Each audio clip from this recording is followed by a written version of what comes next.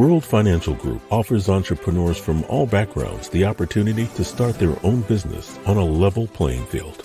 Dr. Yana Woodhouse, receiving the WCM Wall Street Pioneer Award by the United Black Wall Street of America, Inc., is one of those entrepreneurs. I see WFG and TFA as a place where African Americans with an entrepreneurial mindset can flourish.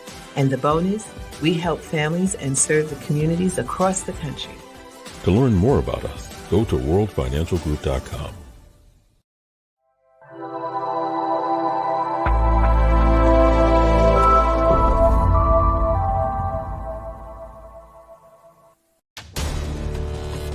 We are the sons and daughters of the soul. We are resilient and forever forward-thinking.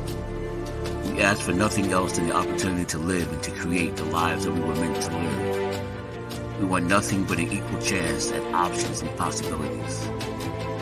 The same possibilities and options to live out our potential as our fellow man. We want to be heard, understood, and expressive in our reality.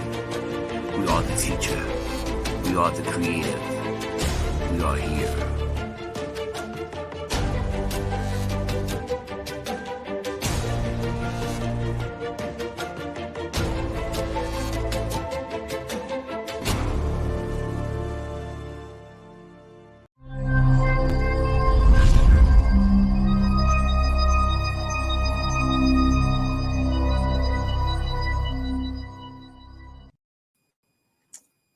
Happy Tuesday. I am so excited, like I always am, to be in this space, and more so tonight. Tonight is a special night.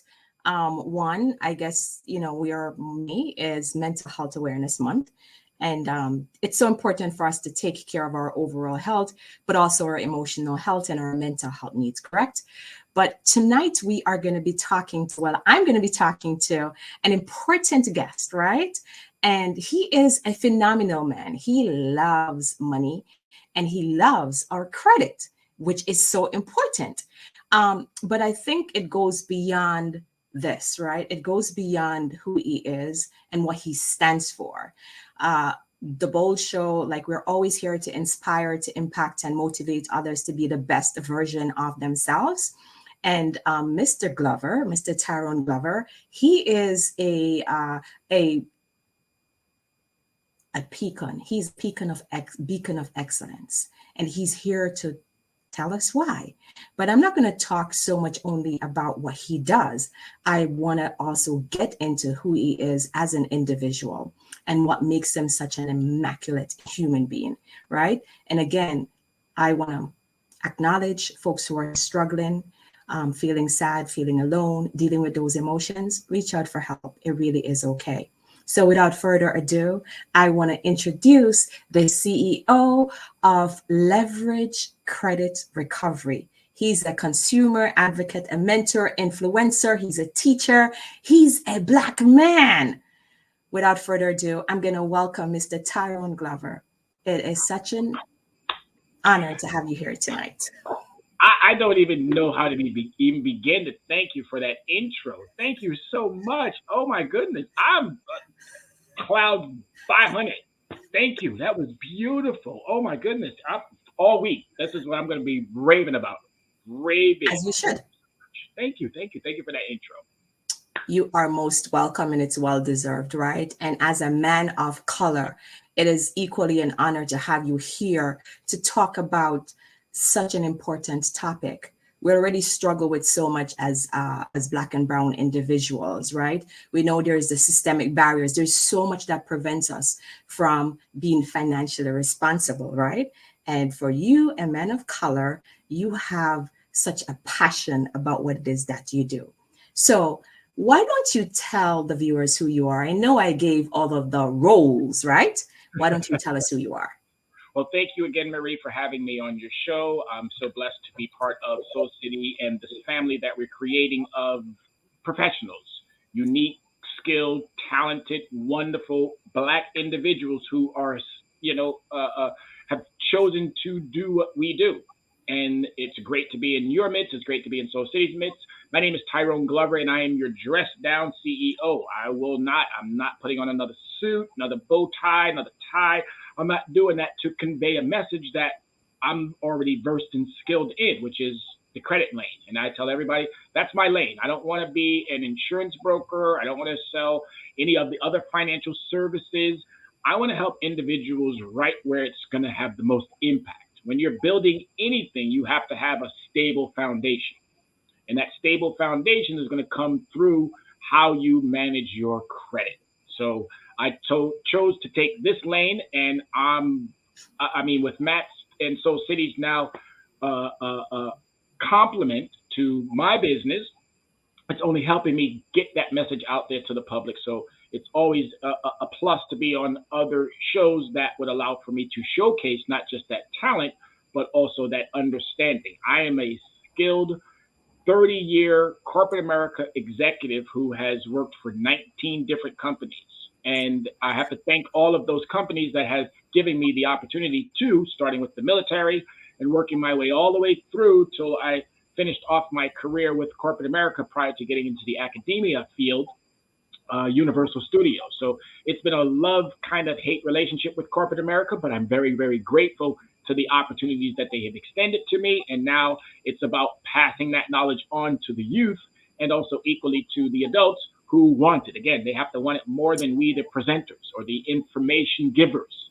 And I'm hoping and praying that this will allow for us to meet all walks of life. But clearly, our community must benefit from what we are bringing to the table. And I'm an expert in this area. I'm talented, very well versed. And all I want to do is make sure that we as Black African Americans have.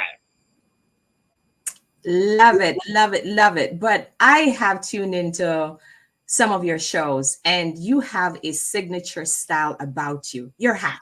Talk to me. Like, I'm really curious. Talk to me about that before we dive into all that stuff. Talk to me about this hat. Thank you so much. And it was a process because I was never a hat person, and I don't mind. Again, I got a little bit of hair up there and some baldness, but it's been it was something that I had to use or do to stand out. I didn't want to be just the haircut guy or the clean shaved guy. Sometimes I feel more comfortable with the hat. And I don't know where it came from because it used to be a Nike hat where it fit perfectly. And then over time, it developed into more of the artwork. So I was looking for hats that were kind of creative, that gave a different approach, but always color coordinated. It has to be in the same black and red, white and blue, green and yellow, but it was just something that got me away from the corporate and now put me more into that dynamic of my community.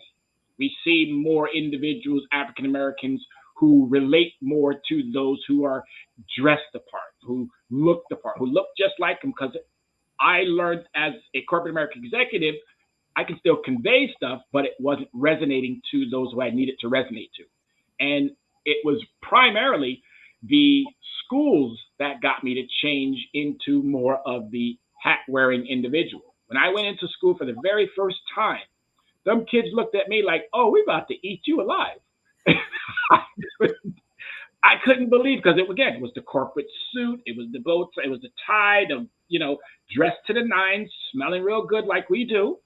And them kids was like, no, you are not going to make it here. And I was like, well, wait a minute.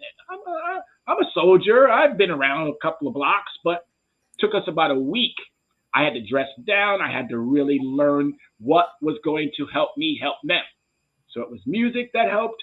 It was dressing the role, but not giving up the understanding of who I am.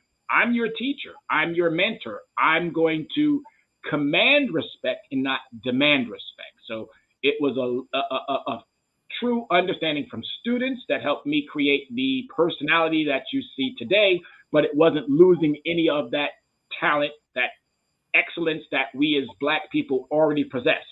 So I made sure that I didn't lose anything. I just refined it so that it now can send that message to all walks of life.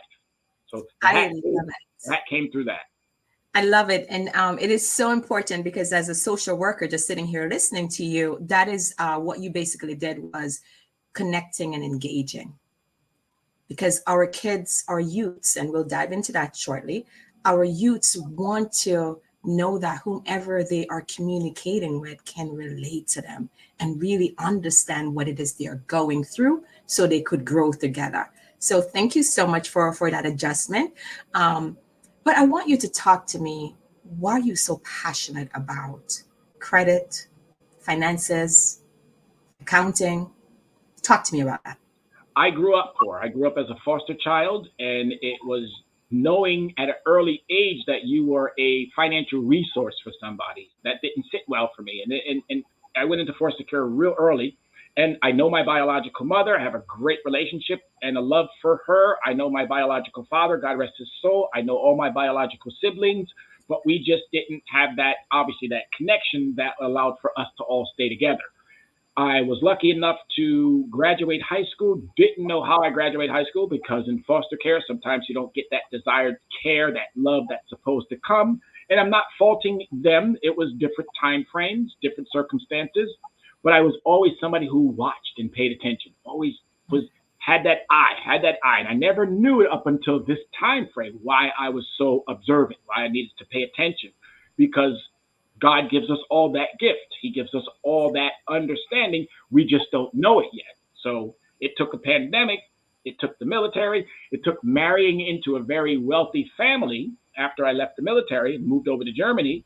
So I speak fluent Deutsch, and I love it. It was after I got that introduction into wealth and then coming back to the States, I had to readjust because that money wasn't there any longer. And then I came to find out that my Social Security number was not even my Social Security number. So it was all of these challenges that made me dive into something that we all have as part of our DNA, which is that financial understanding. And they removed so much of these components away from the academic facilities, and it made things worse. And we did what we needed to do as African Americans. We lent our Social Security numbers to family members. Okay, you need to get a phone, you might need to get a car, and you might need to. So we did what we needed to do, but we didn't do it with a strategic understanding. So I dove into this, making sure that whatever it is that I was going to be giving to the public, that I did my due diligence, that I went way back in history. I can tell you more about the Social Security number. I can tell you about minimum wage. I can tell you about a whole plethora of things when it comes to financial services. But I said I had to decide what's going to work for me. I was introduced to insurance. I was introduced to a whole all the walks that come with it. And I said, no, I don't like that. I don't like that. So I had to find something that I liked, and not just liked, but I had to find something that I was passionate about, that made me wake up every single morning and go, oh, I can do this. I can do this. I can help this person. I can help this person. So that's what you have in front of you today. The person who loves it, the person who is engaged in it probably way more than some of the business who are just about making sure that their pockets are full. I make sure that my client's knowledge is full prior to anything else, because once they have that skill set and that understanding, and then again, they have to apply it. Once they do that, they're going to be set for the rest of their days. We got to get this knowledge back into the hands of those who have already had it. 1921, when you think about Black Wall Street, we were already doing this. We already had that understanding. We lost it along the way, and I'm just here to be the Renaissance to bring it right back. Mm. It's so profound, because this is information that it's not there just readily for anyone to access, right? I guess this is what's like making sense now, because on your website you basically says the best good guy. So I also work in child welfare. And thank you so much for sharing that and for being so vulnerable. I really appreciate that. And for our viewers who are here now or who will watch this after, you are here. This is experience. He's not just sitting here talking to you because he learned it in a classroom, right? This is Mr. Tyrone's experience. Again, we can all overcome. We all have 24 hours in one day. We get to decide. So you've overcome. You're an overcomer. You're an achiever. And you're a teacher. You're an advocate. You're an influencer. Talk to me about how you are giving back to community What are the challenges and where do you see yourself? Well, giving back is a daily understanding because, again, as you so eloquently stated, I'm a teacher. I'm someone who has been in, of the 40 schools here in Yonkers, I've been in 23 of them. So the connection that I make with all the kids is about really just that they have a trusted figure amongst the plethora of academic professionals that are there. And a lot of them, again, I don't, never speak ill of anyone, but a lot of them, sometimes they may have forgotten what their true calling is. And it's okay that you may not like it any longer, but you got to do it for not just self. And I think that's being selfish when you are just doing it for self. You really have to look out towards the audience and say, okay, you know what? I can give even more. So the passion comes from just knowing that we've done it before and we lost our way. So we now need to get back on track with that. And just the love. I'm a person who loves. My birth sign is Cancer. So if you are an astrological person who likes to follow that, we're caregivers. We are someone who genuinely cares for our fellow brother and sister. And it doesn't matter your ethnicity, it doesn't matter your race, it doesn't matter your gender, it doesn't matter anything. If you're struggling, I'll literally give you the shirt off my back to make sure that you have, and I'll go without for a minute because, as you said, I'm someone who doesn't mind. I'm resilient. I'm someone who has overcome so many obstacles, and looking back now at it, I'm like, wow, I'm technically not even supposed to be here with you today. I was part of the flight attendant crew that was lucky enough to not have been in the same path as those other flights that were going to the West Coast during 9/11. Wow. I was again. God has me here for a reason, and now I know what that reason is. I know what it is. It's to give from what He has given me, which is the knowledge, the understanding, and the patience to be able to take on this monumental task when it comes to talking about a sensitive subject like your finances. Because people are they're kind of standoffish when you start talking about money and how they're not using it wisely or properly. And there's been a lot of these tug of war situations that I've been in, but it's nice to say, hey, those onesies and twosies, I don't need the whole group. I don't need 20s and 30s and 40s and 50s. Onesies and twosies. And that's what's changing today. Because people now, I tell my students, if you're not 100 years old, you don't know what transpired after that last Great Depression or the pandemic of 1918. You have no clue. So I'm giving you a history lesson that even then, those individuals made their way through, and we're going to equally make our way through. It's how we're going to do that. If we do it properly with the financial understanding that the experts are bringing to the table, we're going to be fine. If we don't, you can't blame anyone. We can't keep saying the man's got his finger on our head or on our backs or whatever the case may be. Now, Reverend Al said something that was very poignant. He said they got their knee on our necks. Well, we just need them to get their knee off our neck because we can do whatever we need to do. We are that resilient. We are that strong. We come from great lineage, kings and queens, but yet we're still not acting like that. And I think with this understanding and being able to convey a message that I keep saying, it's so important. If we keep staying on point, we're going to do what we need to do. And thank you for that explanation. And that is so true because for myself, like I was I like to say I was between clue and less when it comes on to finances. I had no idea what I was doing. And once I became conscious and be aware, and I started accessing information on my own and recognizing this too also contributes to my mental health, because we talked about that. We know that according to Maslow's theory, right, it's about our actions are driven by our needs as human nature, right? And when we don't have money, and this is why we have so much violence and so much chaos in our world at this point in time, right? So help me understand or probably talk me through, because we're going to dive right into it now, right? And before I even go to that, so I noticed you also teach a class at the Yonkers Public Library on Saturdays.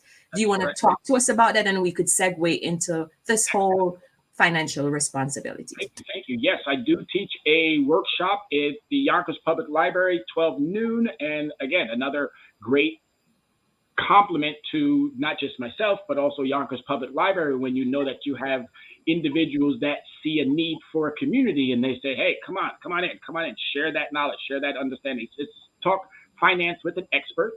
And I only call myself an expert. Again, most of these understandings of experts comes through a college or through various understandings. But I have a great friend, and you have a great friend that we both share, Dr. Yana B. Woodhouse.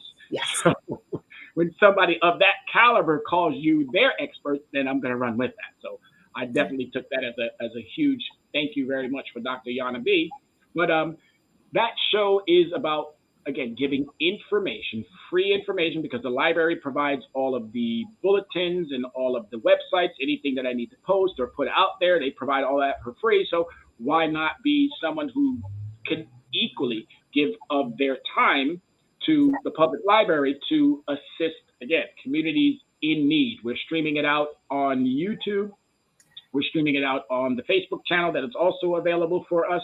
But it's just, as I stated, it's just a work in progress that we're building, hopefully, to be able to not just get into the Yonkers public libraries, but in other libraries as we build this out. And I want to bring other individuals who are equally passionate about what they bring to the table to help, again, foster and build upon what we already have started. So the Yonkers Library has allowed for me to talk finance with an expert. And all I want to do is just make sure that the individuals of our community have what they need.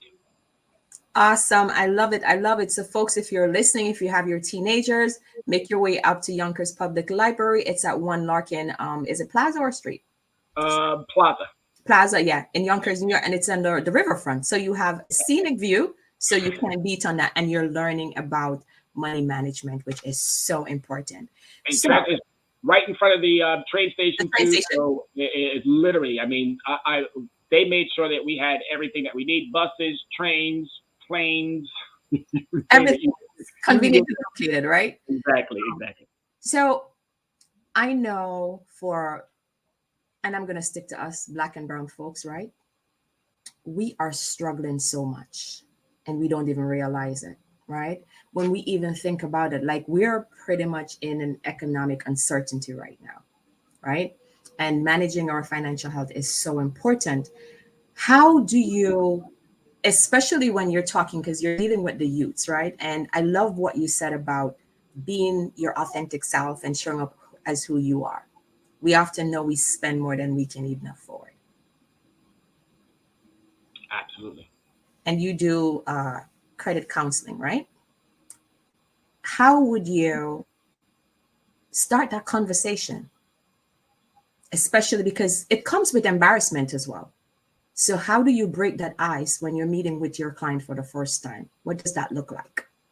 One thing that I have to say, which is really good about being able to offer this type of service to individuals, is that they already know they need it.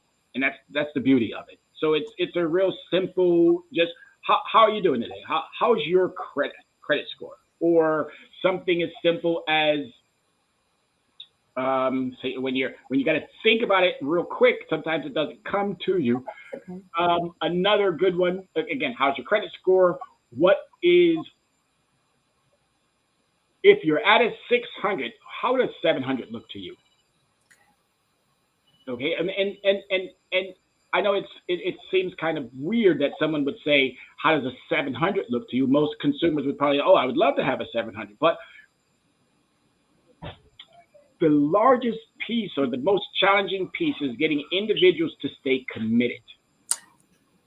That has been the challenge. It's not really asking how or what. It's once, because we already know, as you said, we are African Americans who know that the financial realm has not been our best friend. We tend to do a lot more in the spending area versus in the savings or even the building area.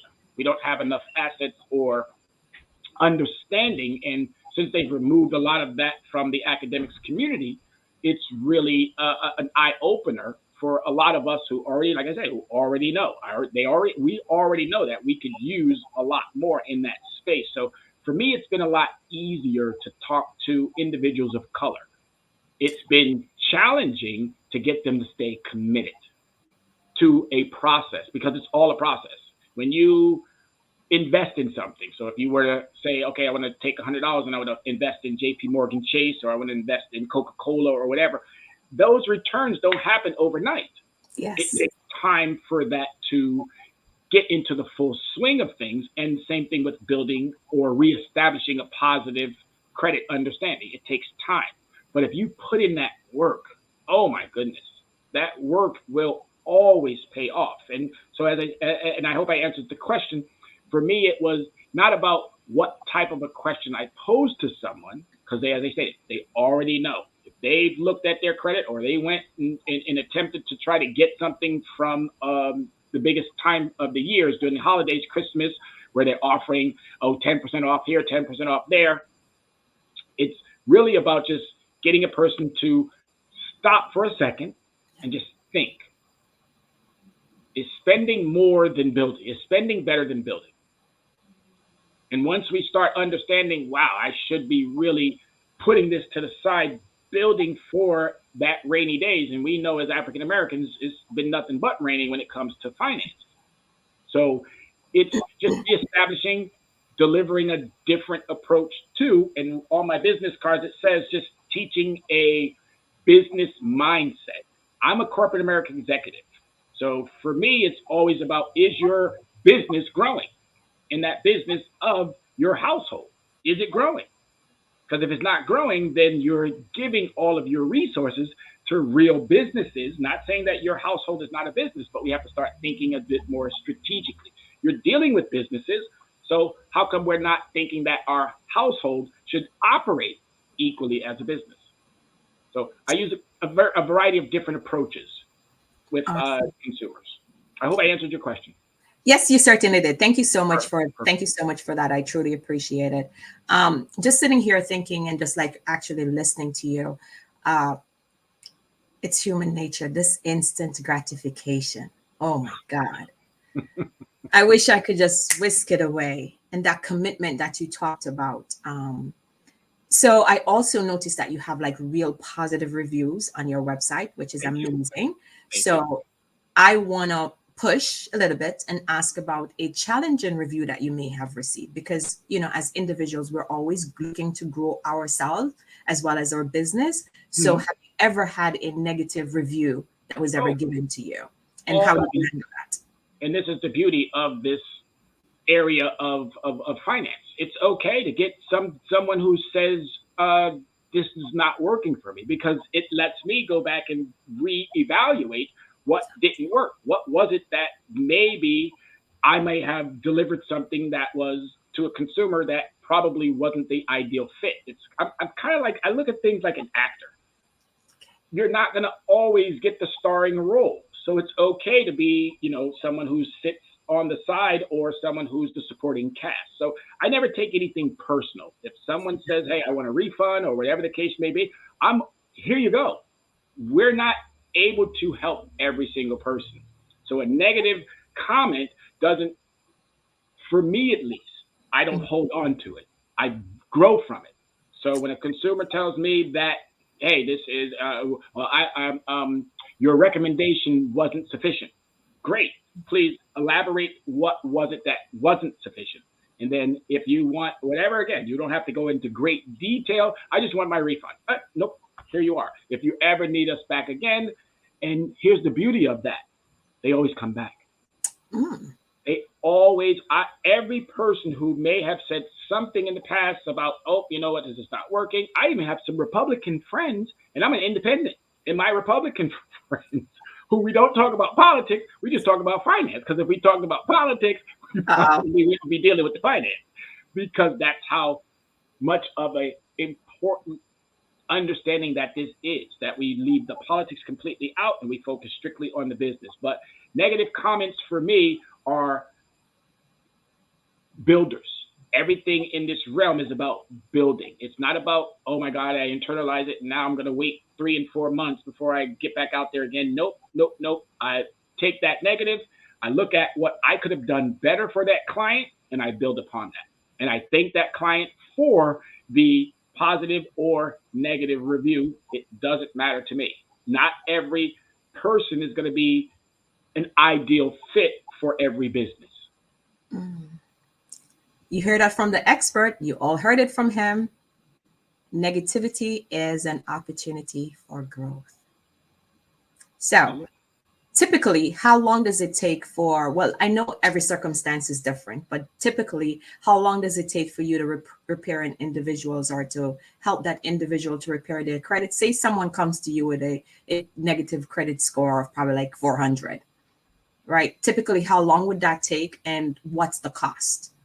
Prior to COVID, I would say it would have probably taken about a year or two. Now that COVID has really reintroduced, again, a whole new process, because 100 years ago, again, if anyone looks at where the stock market was, where it was back in 1932, if I'm not mistaken, or 1928, 1928 when it first started, it was at 30, and then it rose to about 500. The Great Depression hit, and it went all the way back down to $41. So you think about the course of how people made money. They made money through stocks. When it comes to credit, it's really about behavior. And you have to be focused on making sure that you want to grow. So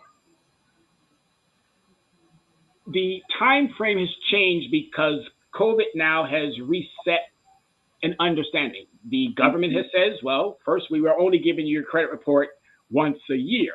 Now we're giving you your credit report every single week. So this is now an opportunity for individuals who really want to learn more about what's going on. Now you have a weekly report card that you're able to get access to, which is a plus.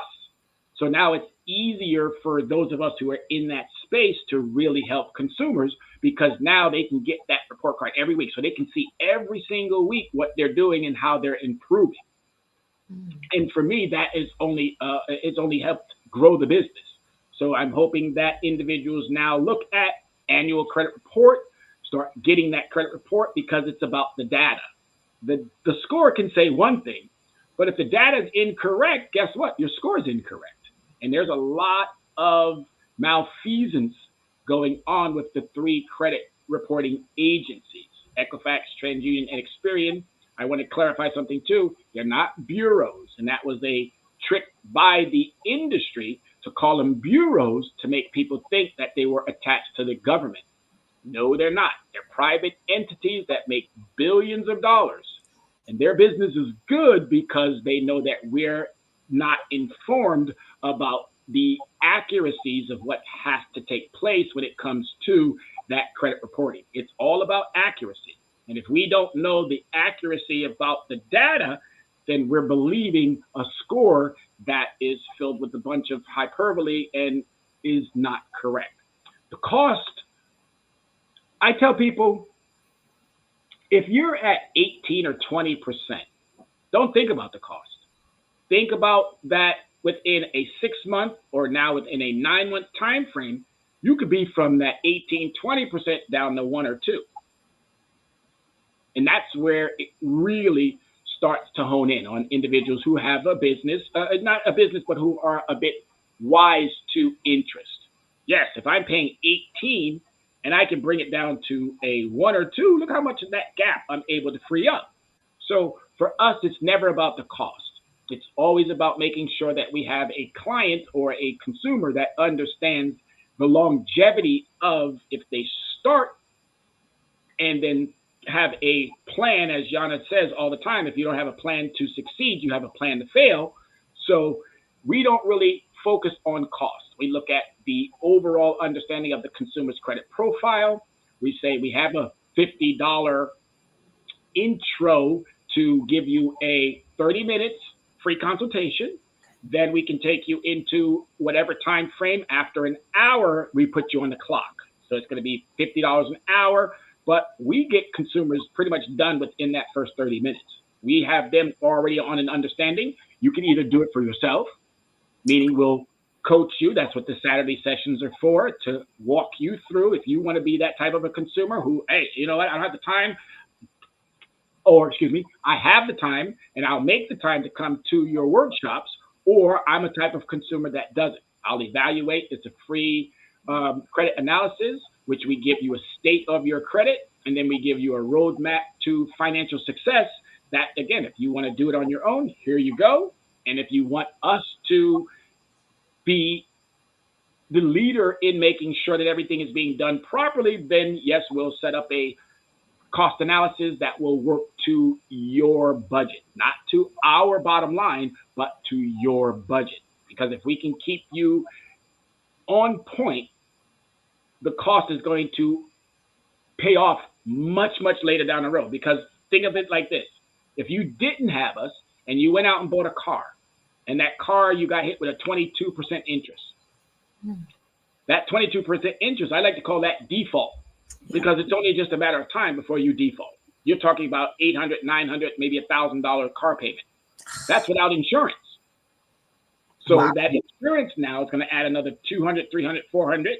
Then you forget about wear and tear. So there's even more costs. But by working with us for, say, 6 months, even 3 months, by using credit building transaction methods, you could see yourself in 3 months from a 400 to a 600 or a 700.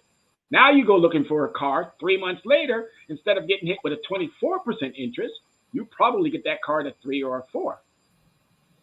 So there's always pluses that come after, but you got to weigh those yourself. And it's up to us, the company, to make sure that the client fits. If it doesn't, we should be very cautious and tell that client, you know what, it's not going to work for you because you don't have the resources or income or whatever it may be. Build on that. And I'm a corporate America executive. I'm someone who can tell someone, go get you a second job. Go get you a second hustle. Find a niche that's going to work for you, because what you're doing right now might not be sufficient, because you're going to need credit building products. It's all about the products, what you're doing to build, not just having, but are you building properly? Awesome information. I hope folks are really tuning in and will listen. And while you're at it, can you recommend some agencies that tracks our credit score over a period of time so we have access? Because I think that's also great information for people to know. Absolutely. Fair Isaac Corporation, which is the FICO, FICO, that's one company that is more nationally known throughout the credit realm. You do have the Equifax, TransUnion, Experian, but again, you got to be careful of those. Those are the culprits that created all of these problems to begin with.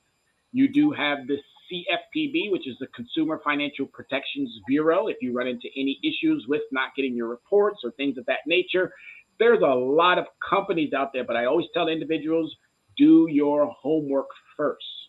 There's Lexington Law. There's a host of different credit reporting, not just credit reporting, but credit companies. And this is why ours is different. We focused on the recovery because it's a behavior. A lot of individuals focus on repair. You can't repair credit. You can't repair a behavior. You have to recover from bad habits. And that's the only way that you can really address this concern. And the industry itself has always focused on repairing. You can repair a broken window. You can repair a flat tire. You can't repair bad behavior. You have to recover from bad behavior. You have to have mentors and tutors and teachers and influencers, people who are passionate about your recovery. Alcoholics Anonymous, they focus on recovery, not repairing, because you can't repair an alcoholic. You have to recover from, and you need the tools and the resources from those experts that have gone through a lot of that detrimental behavior. So that's what we do here. And it's the difference between a company that focuses on recovering, even debt consolidation. No, because that was a lesson learned, that you're giving someone something that you yourself can do. You can negotiate your terms and conditions. You just have to know, how do I negotiate those terms and conditions? We all can speak, we all can talk. We just need to know the business lingo. Exactly. If you go to a different country, you're probably going to either have a translator or you're going to have a book that you can translate yourself, but you're not just going to go out there and attempt to do it on your own. It's going to be very challenging. You might get what you need, but it's going to take a lot more work to get there.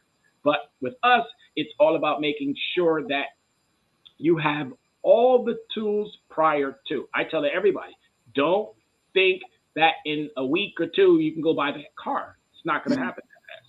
Don't think in a week or two that you can go get that apartment or that home. It's not going to happen that fast. You got to put in that work, and once you put in that work, the payoff is going to come. ROI, return on that investment. Return on that investment. Everyone should always be thinking about the return on their investment. Wow. This, like, I'm just sitting here and I wish I'd met you like in my younger years. So I literally had to learn. I learned the hard way. But now, like, I pay attention to every single thing I do. And I'm really hoping that my sisters and my brothers, like, they will understand the importance of having financial wealth and just the knowledge. Because sometimes it breaks my heart when I look like folks they live in the projects. I'm not knocking the projects, right? But you see these expensive cars. And I'm saying to myself, where did we go wrong? So talk to me about the disproportionality of when we talk about even our income as Black people. Can you shed some light on that? Absolutely. Okay. Oh, definitely. Thank you for, again, your questions are so, and I'm just so great. I mean, I'm just so glad that I'm on a show where the host has equally that passion and love for the community. And the government set it all up. So when we think about systems weren't broken. They were designed this way. When you think about the Constitution, we weren't included in the Constitution. We were just a consolation prize that came with the Constitution. Free labor. When you think about the number one and number two crop that built America was cotton and tobacco. Yes. And that was free labor. So not knocking those who are in situations where they would not love to find themselves, but it is a stepping stone. And all you need is guidance and support. When we have elected officials that think it's more important to invest in a company like an Equifax, TransUnion, or Experian, instead of holding them accountable to keeping too many of us in these underserved situations. Yeah. And that's basically what it is. We have to look at our spending and change it into our power. Once we do that, we can start really moving the needle. We can say, okay, you know what? I might live in the ghetto, or I might live in an underserved community for now. But if I apply some of the methods and tools that I'm getting from Marie, and if I apply some of the methods and tools that I'm getting from Tyrone, and I apply some of the methods and tools that I'm getting from other experts in their field of study, in a short period of time, I can see myself out of these situations. But it's going to take both. It's going to take the willpower of those who want it more than the presenters, and it's going to take us to make sure that we're putting into these elected offices individuals who also care about us as well. They can't just say they care and then their policies dictate something different. They have to actually care. And when they do that, guess what we'll have? We'll have those ladders or those steps that get us from, if I'm living in a slow bomb, or if I'm living in a Whitney Young, or if I'm living in wherever it is that I'm living, and I want to be out of that, say, in 6 months or a year, it's more than possible now. The resources since President Obama has been plentiful. Obama threw out a lot. Trump threw out a lot.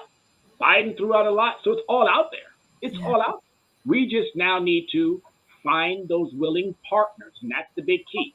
Willing partners that want to go through the ups and downs and the challenges that may come. I always say to people, I've already done heavy lifting for you. You don't have to do any heavy lifting. All you have to do is apply yourself and then stick to the plan. Wow. Mr. Glover, we need more of you out there. Talk to me about your company, your size. Like, how many staff do you have? And what are some of the core values? I got a sense of that, but I like to hear from the horse's mouth. So talk to me about some of your core values and how large is your staff? Well, I'm a home base. You can see I'm on the couch. So Okay. I do everything right from this computer that I'm talking to you right now.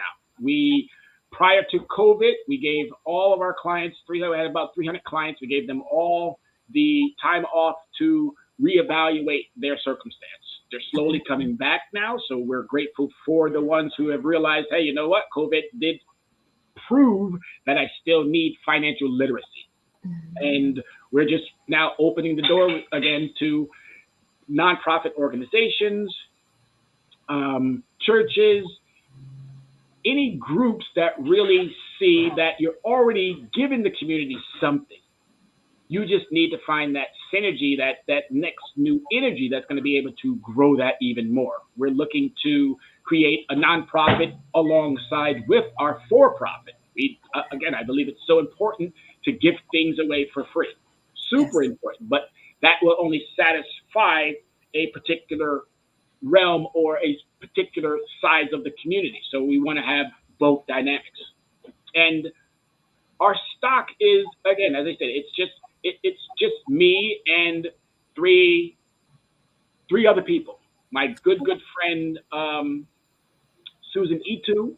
She does all of my advertisements and she's helped me with making sure that it stays on point. She designed my website and she designed my business cards, and she's just a marketing expert who made the vision, because I was all over the map. When she saw my stuff, she was looking at me like, boy, you don't know what you're doing.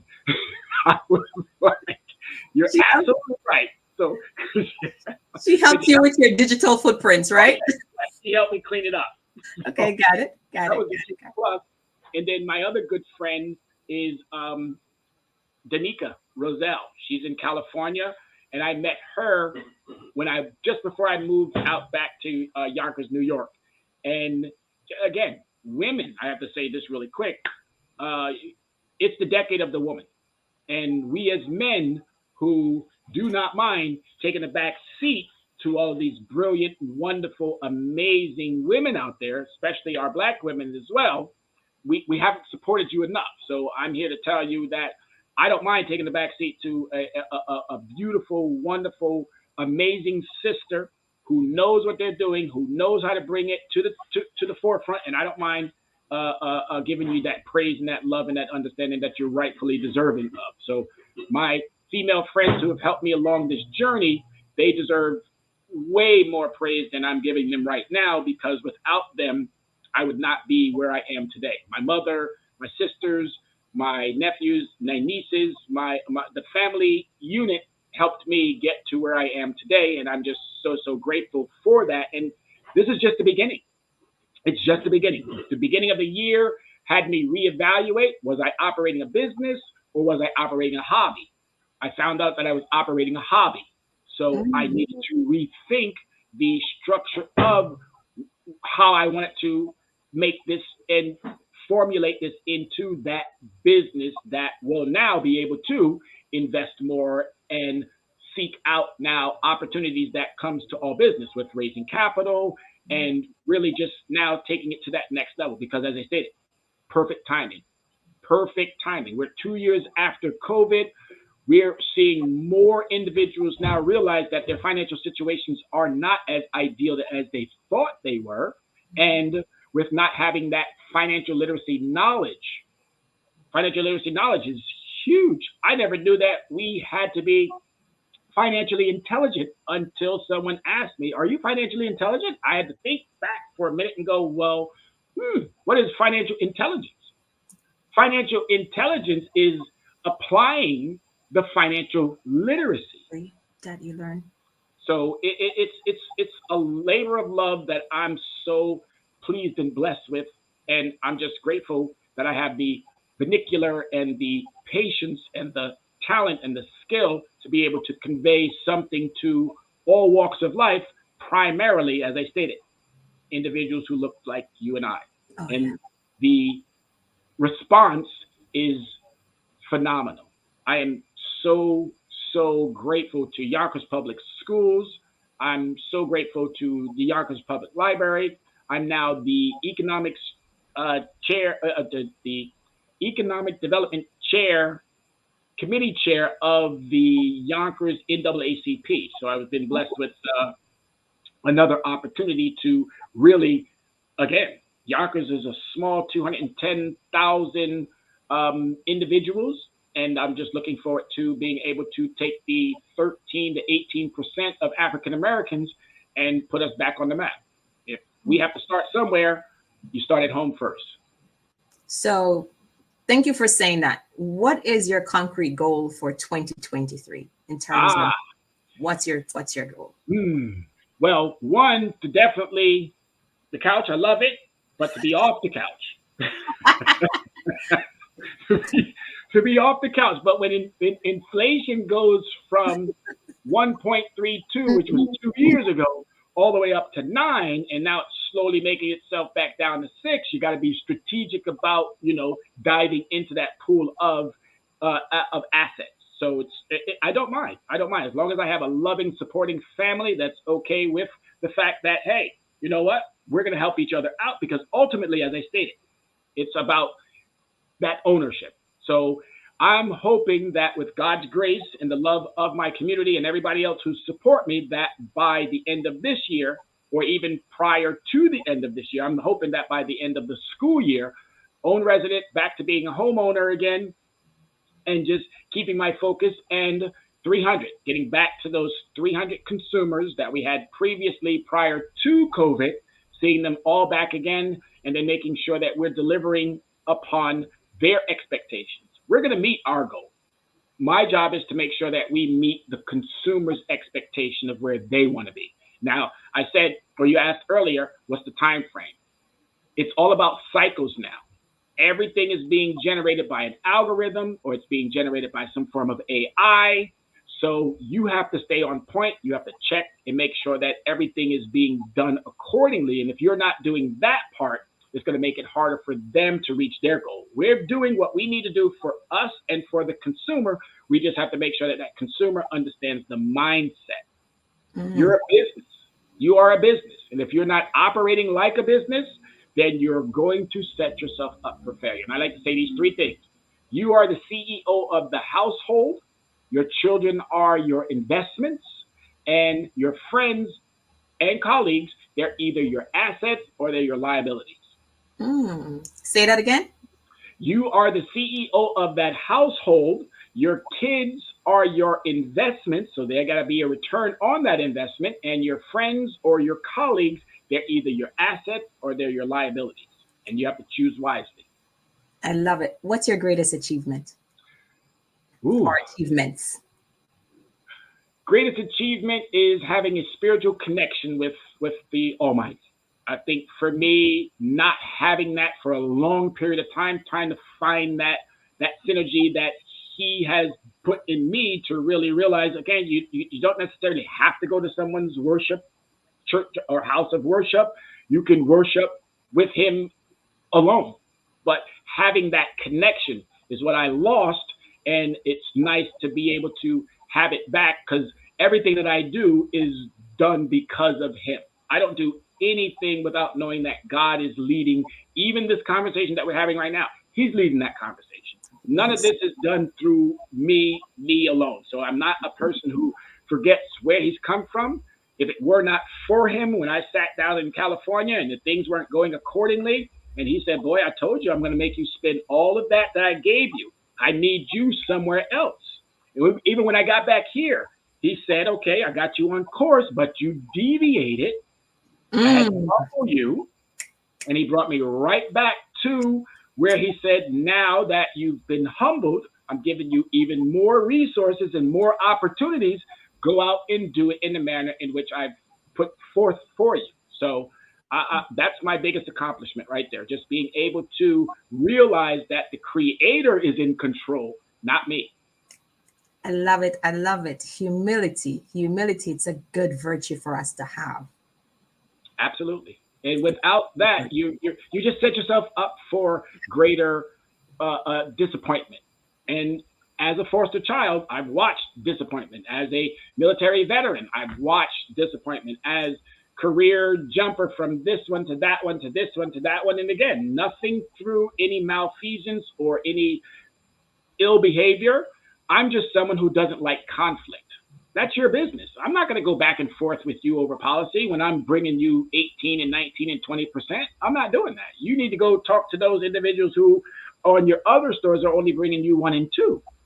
So I'm not here for that. I'm here to make sure that we as a business grow. I'm here to make sure that we as a community grow, but I'm here to make sure that I grow first and foremost to get to where I need to be, but I can only give my best to those who are open to receiving that best, that good of me. And I'm, as you said, the best good guy, because I've always been told, oh, you're such a nice guy, you're such a great guy, you're such a good guy. And I tell people too, I could be a pain in the butt. I could be a rude, nasty, mean, ornery cuss, but why?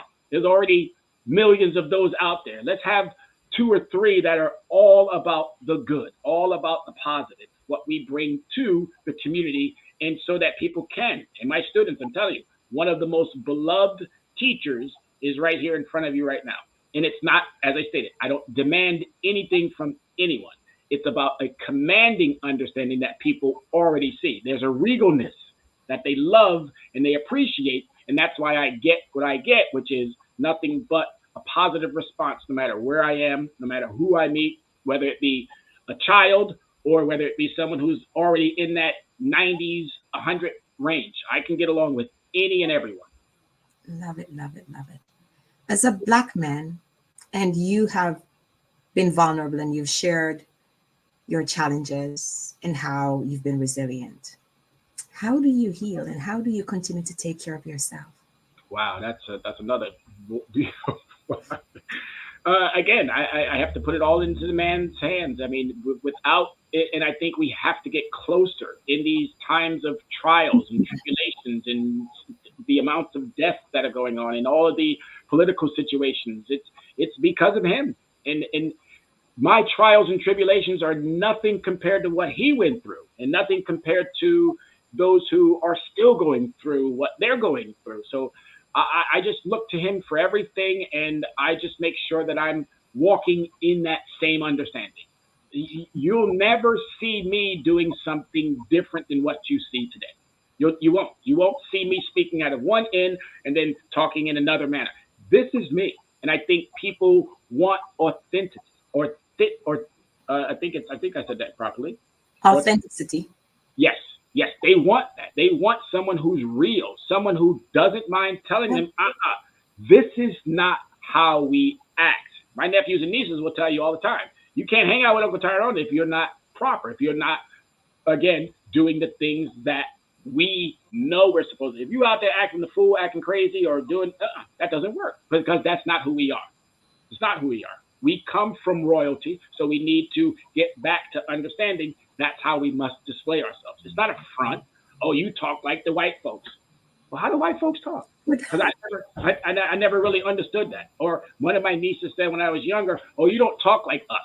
Well, how do us talk? Because I just use words. I use the same words that other people use. I just use it in a different understanding that is hoping that it resonates with you so that you walk away with thinking, hey, wait a minute.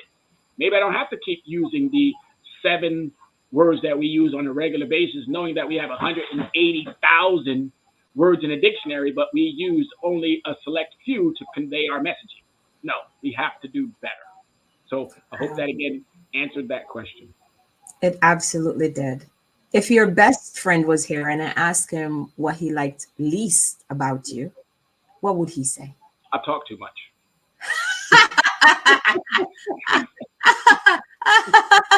I love it. I love it. I love it. Love it. I love it. I love always it. giving that advice. I'm always giving. Even one of my best friends he had himself in a little bit of a situation. He's like, "Come on, just get to the meat and potatoes." And I'm like, "What do you need? What do you need? Okay, here you go. Bye." So, yeah, I love to talk. I think it's important, but as long as it's of value, it has to be a value. You can't just be talking just to be talking. It has to be something that individuals will look at and go, you know what? I'm gonna apply that, and it's gonna pay off. That's the plus. It's going to pay off. Okay. We have 3 minutes, so this is the rapid section. Do you have a love of your life right now? Me. Okay. I'm in love with me. I did. I was married once. I was in a long-term relationship. I've only been in 2. relationships, and I'm going to have to, put that on pause until here is right that I can, because I'm about 50-50. And once it goes 51-49, 51 is going to try to get to 55, and the next thing you know, you got an upside down relationship. So it's really about that. Awesome. Mother's Day is coming up. What plans do you have for all the beautiful women that you talked about earlier? Well, I told my mom that we're going to definitely take her out on Mother's Day. She's probably going to be with the other siblings, but I plan on taking her out after that. But as I just said, I love all women. We come from women. Women are the most compassionate, the most loving, the most understanding, and we as men need to step to the side and give them the opportunity to do what they already know that they can do. That's all it is. We just have to get out the way and let women do, because they will probably do a much better job than we as men. And clearly men have not been doing what they need to be doing, because you can tell by our political situation. So let the women shine. Happy Mother's Day, early Mother's Days to all the beautiful women out there. I love it. I love it. I love it. What would you say to your younger self? Get your finances under control. What words of wisdom? Okay, go ahead. Sorry, I'm going too fast. Go ahead. Get your finances under control. Definitely prior to 25. Got it. What words of wisdom would you like to leave for the youths or anyone who's going to watch this later? Patience, understanding, commitment. Finish the statement. Tyrone is the best good guy. Thank you so much. It was such a pleasure having this amazing conversation with you. May you continue to just spread your blessings, your knowledge, because we need it so much. Have an amazing rest of your night on purpose and an incredible week. Thank you, my viewers. All the success in the world to you and yours. Continue to keep giving us that bold understanding. Again, nothing but great success. I wish you and yours a wonderful rest of your evening, and continue to stay well. Thank you. Received. Yes. Good night, my viewers. Good night. Thank you. We are the sons and daughters of the soul. We are resilient and forever forward thinking. We ask for nothing else than the opportunity to live and to create the lives that we were meant to live. We want nothing but an equal chance at options and possibilities. The same possibilities and options to live out our potential as our fellow man. We want to be heard, understood, and expressive in our reality. We are the future. We are the creative. We are here.